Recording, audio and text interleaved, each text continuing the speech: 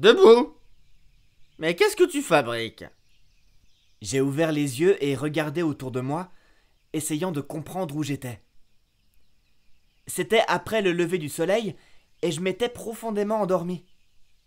Pape était debout devant moi, l'air aigri, et malade aussi. Il dit « Qu'est-ce que tu fais avec ce fusil ?» J'ai supposé qu'il savait plus rien de ce qu'il avait fait. Alors je dis « Quelqu'un a essayé d'entrer. » Alors moi, je l'attendais. « Pourquoi tu m'as pas secoué ?» C'est que j'ai essayé, mais sans réussir. J'ai pas pu te faire bouger. Bon, d'accord. Reste pas là à bavasser toute la journée dehors. Et va voir s'il y a un poisson sur la ligne pour le petit déjeuner. J'arrive dans 1 minute. Il a déverrouillé la porte, je suis sorti et je suis allé vers la rive. J'ai remarqué des morceaux de branches et des trucs comme ça qui flottaient et plein de morceaux d'écorce. Alors, j'ai compris que l'eau du fleuve était en train de monter. Je me suis dit que je me serais bien amusé maintenant si j'avais été là-bas en ville. La crue de juin m'a toujours porté chance, parce que dès que l'eau se met à monter, voilà qu'arrivent du bois de corde et des fragments de trains de flottage. Parfois, une douzaine de rondins à la fois, et on n'a plus qu'à les attraper et à les vendre aux entrepôts de bois et à la scierie. J'ai suivi la berge, un œil guettant Pape, tandis que l'autre cherchait ce que la montée des eaux avait pu apporter. Eh ben, tout de suite arrive un canoë. Et une vraie beauté en plus. Environ 13 ou 14 pieds de long, flottant haut comme un canard. J'ai plongé tête la première depuis la rive, comme une grenouille, tout habillée, et je me suis dirigé vers le canoë. Je m'attendais à ce qu'il y ait quelqu'un couché au fond, parce qu'il y en a qui font ça quelquefois pour berner les gens. Et quand quelqu'un a réussi à tirer un canot presque jusqu'au bord, il se redresse et se moque de lui. Mais c'était pas comme ça cette fois-ci. C'était vraiment un canoë à la dérive. Et je suis monté dedans et j'ai pagayé jusqu'à la berge. Je me suis dit que le vieux serait content quand il verrait ça. Il vaut au moins 10 $. Mais quand j'ai touché terre, Pape était visible nulle part et, alors que je le faisais entrer dans un petit cours d'eau pareil à un couloir, tout couvert de lianes et de saules, j'ai eu une autre idée. Je me suis dit que j'allais bien le cacher. Et alors, au lieu de partir dans les bois quand je m'échapperais, je descendrais le fleuve sur au moins 50 miles pour m'installer un camp permanent et j'aurais pas tous ces tracas à descendre à pied. C'était très près de notre bicoque. Et j'ai cru tout le temps entendre le vieux arriver. Mais j'ai réussi à dissimuler le canoë, et alors, en ressortant, de derrière un bosquet de saules, voilà que je vois le vieux sur un sentier un peu plus loin, il vise un oiseau avec le fusil. Il avait donc rien vu. Quand il s'est approché, je travaillais dur à sortir une palangre de l'eau. Il m'a injurié un peu à cause de ma lenteur, mais je lui ai dit que j'étais tombé dans le fleuve et que c'était ça qui m'avait retardé. Je savais qu'il verrait que j'étais trempé, et il me poserait alors des questions. On a trouvé 5 poissons-chats sur les lignes et on est rentré. Alors qu'on s'était couché pour dormir après le petit déjeuner, parce qu'on était tous les deux épuisés, je me suis dit que si je trouvais une manière d'empêcher Pape et la veuve d'essayer de me suivre, j'aurais plutôt fait mon marché que si je comptais sur ma chance en espérant me trouver loin quand ils s'apercevraient de mon absence. Vous comprenez, il pouvait se passer beaucoup de choses. Eh ben, j'ai pas trouvé de solution pendant quelque temps. Mais au bout d'un moment, Pape s'est levé 1 minute pour boire encore une fois au moins un tonneau d'eau, et il dit « La prochaine fois qu'un type vient rôder par ici, tu me secoues, t'entends? Cet homme, il avait pas de bonnes intentions. Je lui aurais tiré dessus. La prochaine fois, tu me secoues, t'entends? » Et puis il s'est recouché et s'est rendormi. Mais ce qu'il m'avait dit me donnait l'idée même que je cherchais. Je me dis, je peux me débrouiller maintenant pour qu'il y ait personne qui pense à me suivre. Vers midi, on est sorti et on a suivi la berge. Le fleuve montait très vite et beaucoup de bois flottés arrivaient avec l'inondation. Au bout d'un moment arrive une partie d'un train de flottage, 9 rondins attachés ensemble. On y est allé avec le canot et on a remonté les rondins. Puis on a dîné. N'importe qui d'autre que Pape aurait attendu et y aurait passé la journée pour en attraper davantage. Mais c'était pas le style de Pape. 9 rondins, cela suffisait pour l'instant. Il lui fallait immédiatement aller les vendre en ville. Il m'a donc enfermé et est parti sur le canot, commençant à remorquer le radeau vers 3h30. J'ai attendu un petit moment qu'il soit loin, et j'ai ressorti ma scie pour me remettre au travail sur mon rondin. Avant qu'il soit arrivé sur l'autre rive du fleuve, j'étais sorti par le trou. Lui et son radeau étaient plus qu'un point noir sur l'eau tout là-bas. J'ai pris le sac de farine de maïs et l'ai apporté là où j'avais caché le canoë. J'ai écarté les lianes et les branches et je l'ai mis dedans. Puis j'ai fait la même chose avec la flèche de lard, puis la bonbonne de whisky. J'ai pris tout le café et le sucre qu'il y avait, et toutes les munitions.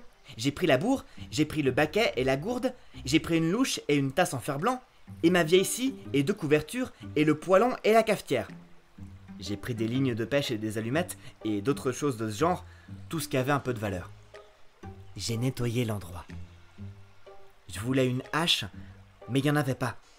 Seulement celle qui se trouvait près du tas de bois, et je savais pourquoi j'allais la laisser. J'ai cherché le fusil, et là, j'avais terminé. J'avais beaucoup tassé le sol en rampant par le trou et en tirant dehors tant de choses. Alors, j'ai arrangé ça du dehors en éparpillant de la terre à cet endroit, ce qui a recouvert mes marques de pas et la sciure de bois. Puis, j'ai remis le morceau de rondin à sa place et j'ai mis 2 pierres en dessous de lui et une contre pour bien le maintenir, car il était tordu à cet endroit et touchait pas vraiment le sol. Si vous étiez à 4 ou 5 pas de là et que vous saviez pas qu'il était scié, vous l'auriez jamais remarqué. Et en plus, c'était l'arrière de la cabane, et il y avait peu de chances que quelqu'un vienne farfouiller par ici. C'était de l'herbe jusqu'au canoë, et j'avais donc pas laissé de traces. J'ai repris ce chemin pour vérifier. Je me suis tenu sur la rive, et j'ai observé le fleuve. Tout était tranquille. J'ai ensuite pris le fusil et suis entré un instant dans la forêt pour trouver des oiseaux quand j'ai aperçu un cochon sauvage. Les cochons deviennent vite sauvages dans cette terre basse quand ils s'étaient échappés des fermes de la prairie. J'ai abattu ce bonhomme et je l'ai emporté au camp. J'ai pris la hache et j'ai enfoncé la porte. J'ai frappé dur et l'ai drôlement abîmé en le faisant. J'ai été chercher le cochon et l'ai apporté presque jusqu'à la table et je lui ai ouvert la gorge avec la hache et je l'ai laissé saigner par terre. Je dis bien par terre parce que c'était de la terre battue, sans plancher. Eh ben, ensuite j'ai trouvé un vieux sac que j'ai rempli de grosses pierres, autant que je pouvais tirer, et j'ai commencé à partir du cochon. Et j'ai tiré le sac jusqu'à la porte et à travers les bois jusqu'au fleuve où je l'ai jeté et il a coulé. Il avait disparu. On voyait facilement que quelque chose avait été tiré sur le sol. J'aurais bien aimé que Tom Sawyer soit là. Je savais qu'il aurait manifesté de l'intérêt pour ce genre d'affaires et rajouté quelques touches fantaisistes de son cru. Personne se remuait comme Tom Sawyer dans ce genre d'affaires. Eh ben, j'ai fini par m'arracher quelques mèches de cheveux et j'ai mis du sang partout sur la hache et je les ai collées sur le marteau de la hache avant de la jeter dans un coin. Puis, j'ai soulevé le cochon et l'ai tenu contre ma poitrine avec la veste pour que le sang coule pas, jusqu'à ce que je sois assez loin de la maison. Et là, je l'ai jeté dans le fleuve. Alors, j'ai pensé à autre chose. J'ai donc été chercher le sac de farine et ma vieille scie dans le canoë et je les ai rapportés dans la cabane. J'ai remis le sac là où il était avant et j'ai déchiré un trou au fond avec la scie parce qu'il n'y avait là ni couteau ni fourchette. Pape faisait tout avec son canif à cran d'arrêt pour cuisiner.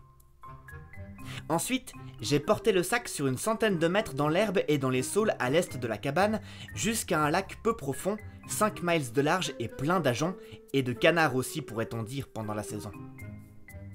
Il y avait un cours d'eau marécageux qui en sortait de l'autre côté et qui continuait pendant des miles, qui allait je ne sais où, mais il se jetait pas dans le fleuve. La farine coulait lentement et a laissé une trace jusqu'au lac. J'ai aussi jeté là la pierre à aiguiser de Pape pour faire croire qu'elle était tombée par accident.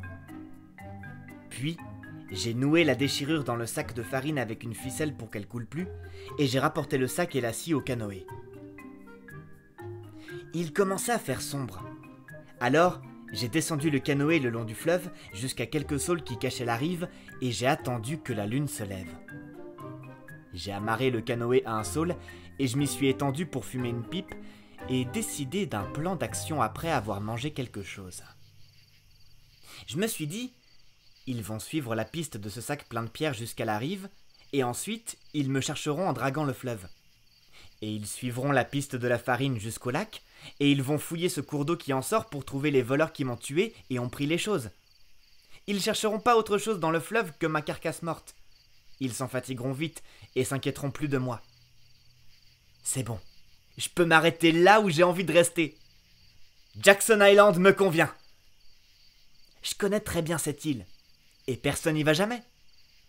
Et puis, je peux ramer jusqu'au village la nuit et m'y promener en douce et ramasser les choses que je veux. En route pour Jackson Island! J'étais plutôt fatigué, et la première chose qui s'est passée, c'est que je me suis endormi. Quand je m'ai réveillé, j'ai pas su où j'étais pendant 1 minute. Je me suis assis, et j'ai regardé autour de moi un peu effrayé. Et puis, je me suis souvenu. Le fleuve paraissait avoir des miles et des miles de large. La lune était tellement brillante que j'aurais pu compter les rondins à la dérive qui descendaient, noirs et calmes, à des centaines de mètres de la rive. Partout, un silence de mort. Et il devait être tard. Une odeur de tard. Vous savez ce que je veux dire? Je connais pas les mots pour dire ça. J'ai bâillé tout plein, et je me suis étiré, et j'allais juste décrocher l'amarre quand j'ai entendu un bruit loin sur l'eau. J'ai tendu l'oreille, j'ai pas tardé à le reconnaître.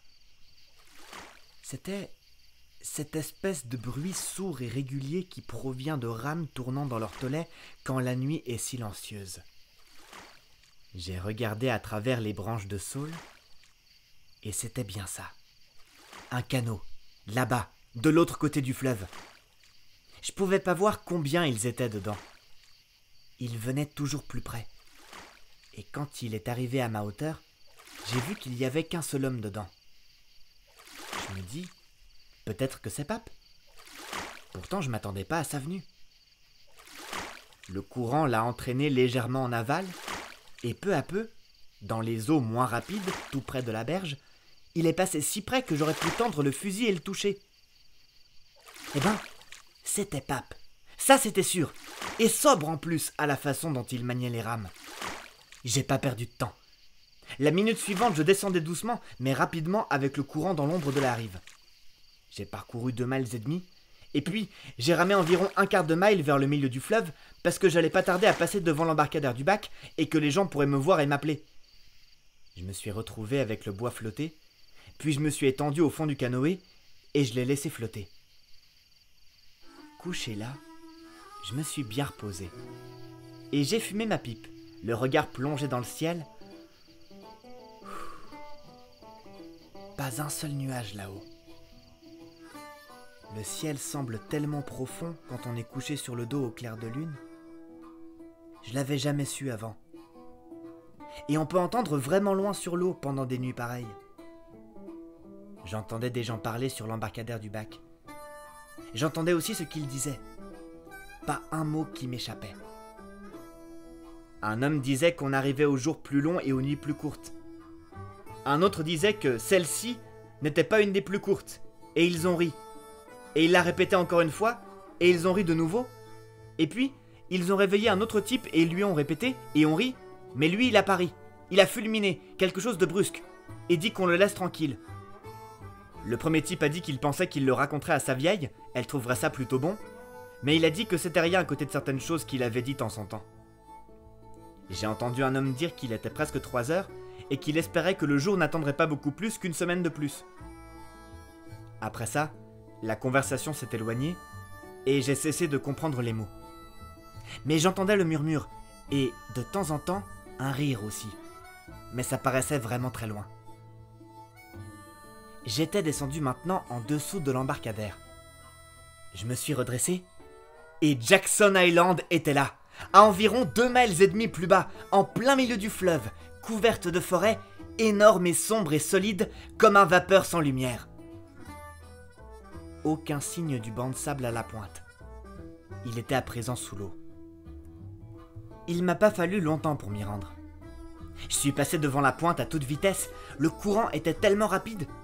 Et puis, je me suis retrouvé dans les eaux calmes et j'ai débarqué du côté de la rive de l'Illinois. J'ai poussé le canoë dans une profonde entaille que je connaissais sur la rive, j'ai dû écarter les branches de saule pour y pénétrer, et quand j'ai amarré, personne n'aurait pu voir le canoë de l'extérieur. Je suis allé m'asseoir sur un rondin à la pointe de l'île, et j'ai observé le grand fleuve et le bois flotté noir, et là-bas, en direction du village, à 3 miles d'ici, 3 ou 4 lumières qui scintillaient. Un train de flottage monstrueusement grand se trouvait à environ 1 mile en amont, descendant le courant avec une lanterne au milieu.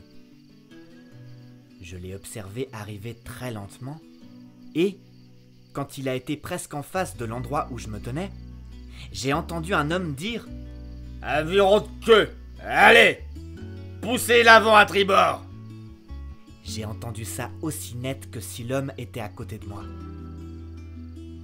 Il y avait maintenant un peu de gris dans le ciel. Je suis donc rentré dans le bois et me suis couché pour un court somme avant le petit déjeuner.